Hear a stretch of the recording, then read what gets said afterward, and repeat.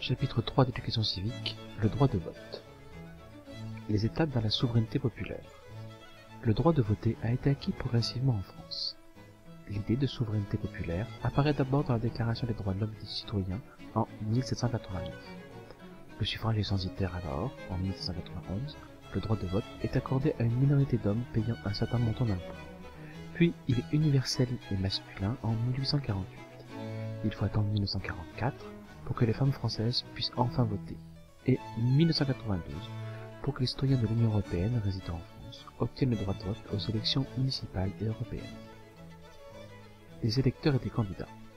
Les conditions pour être électeur. Dans le cadre d'un suffrage direct, les électeurs élisent directement les élus. Pour être électeur, il faut disposer de la nationalité française ou d'un État membre de l'Union européenne pour les élections municipales et européennes. Il faut aussi être majeur et être inscrit sur les listes électorales. Enfin, il ne faut pas être sous le coup d'une condamnation qui vous prive de vos droits civiques.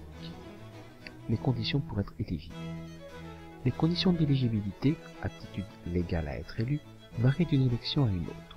Pour chacune d'entre elles, il faut avoir la qualité d'électeur, être en règle vis-à-vis des obligations relatives au service national, ne pas être privé de ses droits civiques et ne pas être placé sous tutelle ou curatelle.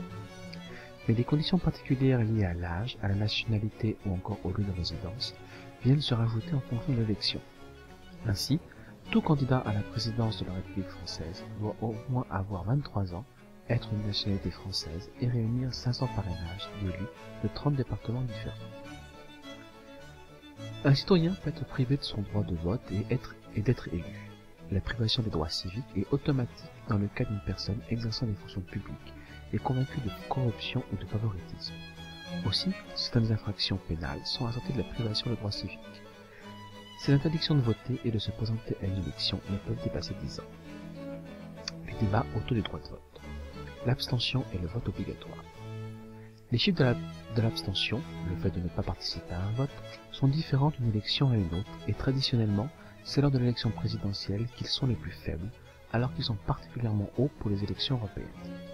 Les abstentionnistes peuvent souhaiter adresser un message politique en signifiant qu'ils ne se sentent pas représentés, mais ils sont aussi parfois des gens désintéressés ou déconnectés de la vie politique faute d'éducation.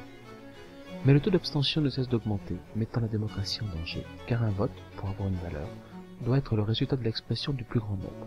Par ailleurs, ne pas voter, c'est renoncer à son droit de s'exprimer, alors que la démocratie repose essentiellement sur le pouvoir d'expression qui rend le peuple souverain. Le droit de vote des étrangers aux élections locales. Autre débat de la démocratie, le droit de vote des étrangers non communautaires aux élections locales.